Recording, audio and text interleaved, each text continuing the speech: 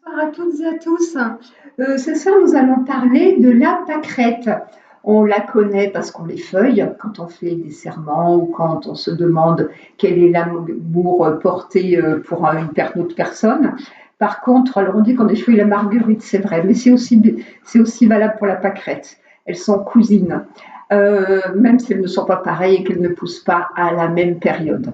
Alors la pâquerette, vous la connaissez tous, elle est toute petite, toute mignonnette, blanche et jaune. Elle remplit donc les champs de mars à septembre.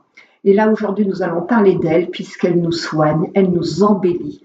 Elle a de nombreuses vertus et même si elle a une apparence très fragile, eh bien en fait elle nous soigne comme jamais.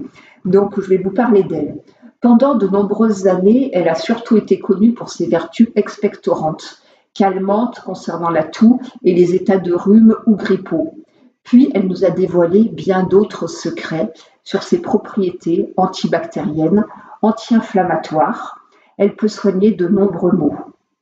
Tout comme l'arnica est tout aussi efficace, elle soulage les bleus, les œdèmes, les contusions, les hématomes, tout en douceur mais très efficacement.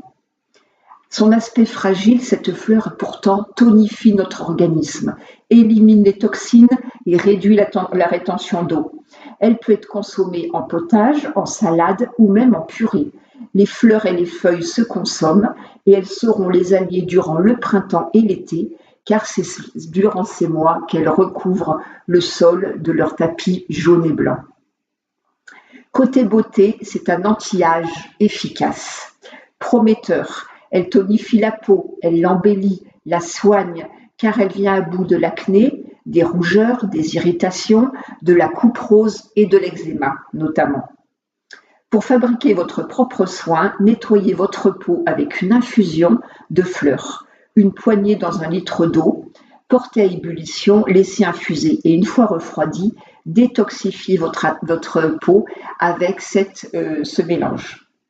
Et en complément, prenez un pot en verre que vous remplirez de 2/3 de fleurs et le restant, soit d'huile d'olive, soit de coco ou de tournesol, d'avocat ou d'amande douce ou des licrées italiennes. Bien mélanger, entourez le pot d'un papier aluminium et vous laissez ce mélange reposer au moins 3 mois au soleil.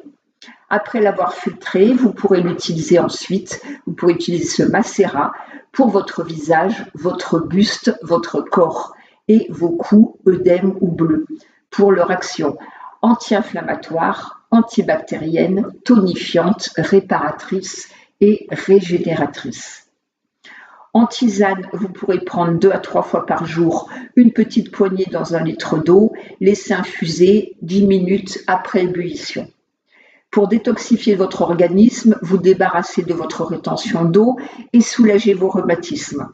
Et vous pouvez également appliquer cette tisane sur un linge chaud en l'appliquant sur les parties douloureuses au moins 3 fois par jour. Voilà, vous savez tout sur cette petite fleur, efficace, petite, mais aux multiples vertus.